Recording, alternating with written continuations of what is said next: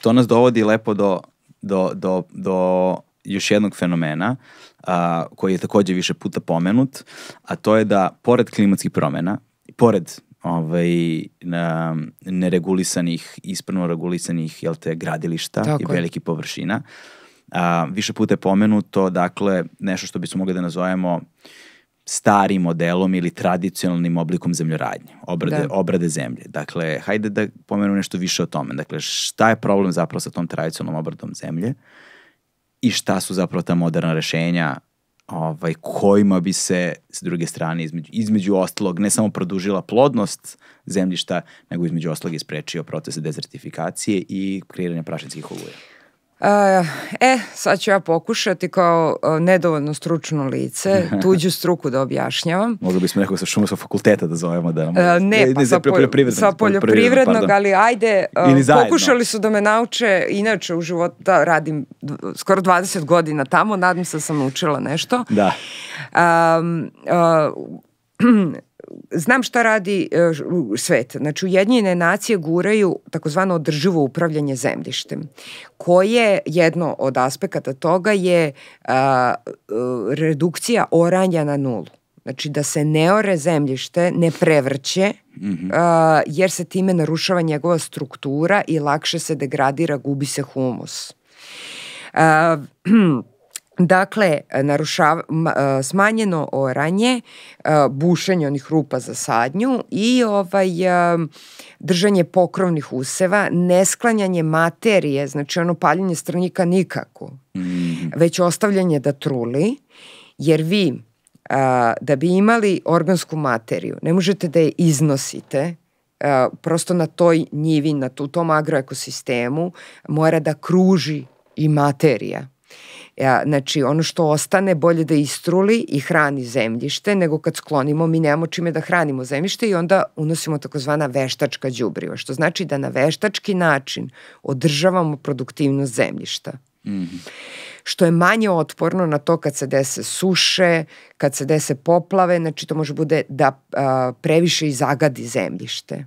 To je problem i onda automatski mu smanjujete produktivnost. Znači, optimalna upotreba đubriva, ali sad šta je optimum? To je suviše generalno. To je onako ključna reč koja kaže, obrati pažnju, sipaš ga kad je suša, ono se ne rastvori, treba ti još, sipaš ga još jednom, praktično dovodiš do zagađenja. Što je implementirati mere, to se regenerativna poljoprivreda. To je da je uzgajanje fokus na regeneraciji zemljišta. I postoji, ja mislim da se film zove na Netflixu Dirt. Da, znam. Koji lepo objašnjava šire, jedan proizvođač u Americi odlučio je da pređe na regenerativnu. I to je jedan dobar primer, mi imamo dobre primere i u Srbiji, gde su rekli prvo, ne smemo imati zelenu pustinju, znači ne samo usevi, beskonačno moramo imamo neko drvo. Zašto drvo? Da bi sleteo, ne znam, soko i lovi miševe. Mislim, vraća biodiverzitet. Jasno, da. Kada se vrati biodiverzitet, on radi za vas. I pravi prirod, u stvari te prirodne resurse zdravijim i boljim. I regenerativna poljoprivreda, sad mogu proizvođači da se hvataju za glavu, ali to je nešto ka čemu ide svet, zato što oni sebi, naši proizvođači su ekonomski nestabilni. On treba da bude spreman za recimo 2 ili 3 godine da bude u prelaznom procesu ka regenerativnoj poljoprivredi, koja zahteva i manje potrošnju nafte. Znači nema traktori, oranje, nego drugačiji je koncept. I oni se plaše toga, da će im pasti prinos, da neće imati od čega na godišnjem nivou da žive, što nam ukazuje da toliko nam je loše ta strateško upravljanje poljoprivredom kako god, da naš proizvođač ne može da ima pouzdane i savete, i struku, i subvencije da to sprovede, već je ekonomski ranjiv, kao afrička promena, razumete, ono zavisi od poljoprivrede, imaju, samo što je drugačiji koncept, on zarađuje na osnovu svojih useva, ovaj se hrani. Jednogodišnji usev, ja se, kako se zove, hranim time, bude mi sušna godina, umirem od gladi. To tako, to su ta ranjiva plemena i dalje koja postoje. On ovde ekonomski propada. Ako mu je neke godine loš useo, to ne sme da se desi. Znači mora ekonomski osigura poljoprivrednik. Subvencioniše, da. Tako je, da on može... U toj tranzitnoj fazi prelaska, da. Oni koji su sproveli, bar što sam ja čitala intervjue, onako, po nekim poljoprivrednim portalima, su jako zadovoljni. Hrabro su ušli u to zato što su zaverenici toga da treba da vratimo prirodne procese. Prirodni procesi, svaki od prirodnih procesa je mnogo moćniji nego bilo koji veštački generisan od čoveka. Zato sam rekla, ozelenjavanje pustinje je daleko efektnije od, na primer, popločavanja, asfaltiranja. To sve se ne možeš, to ne možeš. Ili, kako kažu, tradicionalno godišnjeg prevrtanja kocki. Tradicionalno, da. To je sve kratkotrajno, slabašno. Mi smo slabašni i dalje, ali možemo da usmerimo prirodne procese ili da ih aktiviramo. I tu je u stvari što regenerativne poljoprivrede. Vratiti biodiverzitet i onda je jače zemljište, vratiti pokrovne uslove, ne sme bude otkriveno, izloženo eroziji i to je nešto što spašava našu poljoprivrednu proizvodnju, smanjuje rizik od prašinskih oluja, od milion stvari. Jasno, da. I to je, dakle, sada znači, sad tu dodajemo na sve ono što je bilo. Dakle, treba prvo dati ona sredstva za modeliranje i monitoring, pa onda treba investirati kada je već infrastruktura i gradnja, a onda potom i u subvencije za... I to su tri, recimo, samo neke stvari koje smo pomenuli ovde, u jednoj maloj oblasti koja dramatično utiče. Mi nemamo komunikaciju, znači, zašto kažem nauka? Nije samo struka, znači inženjeri poljoprivrede takođe moraju da primaju nove informacije. Da. Znači, nauka, struka, proizvođač.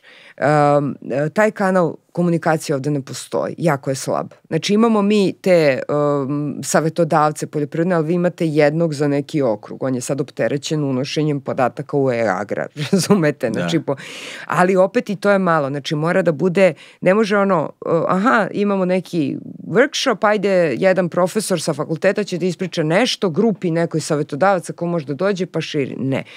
Konstantna saradnja i kanala, to je da, na primjer, profesori, to postoji u nekim zemljama, postoji u Americi, to mi je pričao kolega, znači ne izmišljam ja, nego kolega sa ratarstva, da postoji model gde, na primjer, 30% vašeg radnog vremena je bukvalno plaćeno od strane države da radite sa proizvođačima projekte.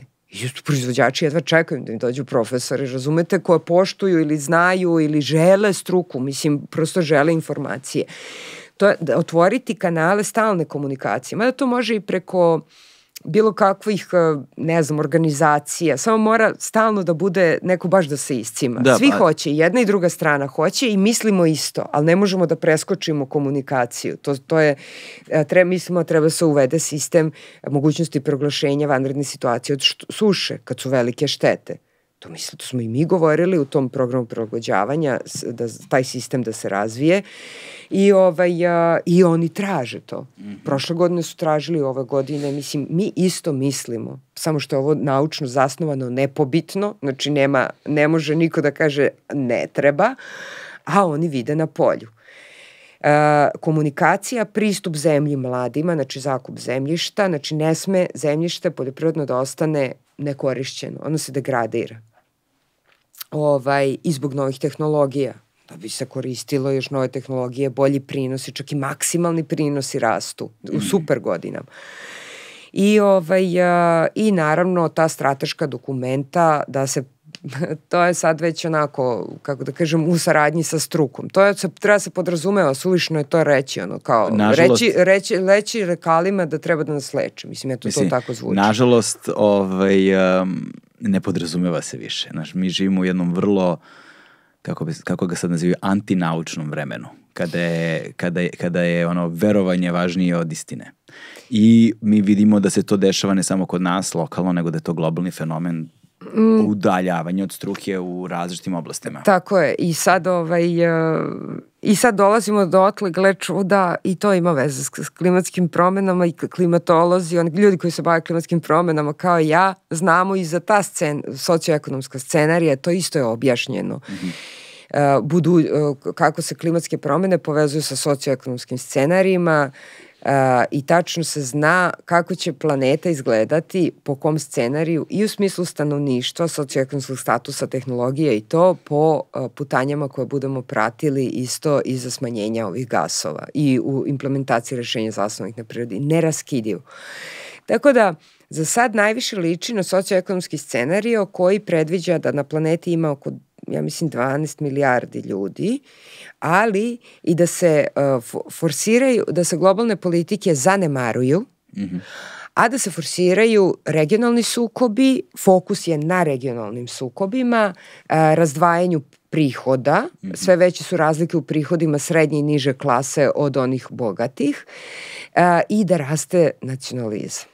Znači, to je jedan od socioekonomskih scenarija koja onda ima, da ne davim sada, kako ide progres tehnologija, kako ide progres, da kažemo, održive poljoprivrede u tome, energetska tranzicija, sve to ima svoje u tim scenarijima, ali ono što se globalno dešava jako liči na jedan već predviđeni socioekonomski scenario koji, nažalost, kaže da nije moguće sprovesti borbu protiv klimatskih promena u njemu, nego da će se predviđeno zagrevanje globalno nešto preko oko 4 stepena, ja mislim. Što će dramatično da promeni sve. To je već ne može se stigne. Postoji jedan super socioekonomski scenario gde je sjajna i bajna budućnost svih nas, tehnologija kida, rastu nam prinosi, imamo mogućnosti za projekte, mislim, sve je super, ali samo na račun prirodnih resursa i fosilnih goriva. I to se smatra, tad su emisije još veće, uticaj na planetu još veći i to je isto neodrživo. I zato je važno posmatrati socioekonomska scenarija, razvoj globalnih politika, stanje uopšte u kom se nalazi stanovništvo na planeti Zemlji kada se radi o merama koje se sprovode za ublažavanje klimatskih promena. Bukvalno neraskidivo. Sve je bitno. Migracija iz sela u grad. Sve to je povezano.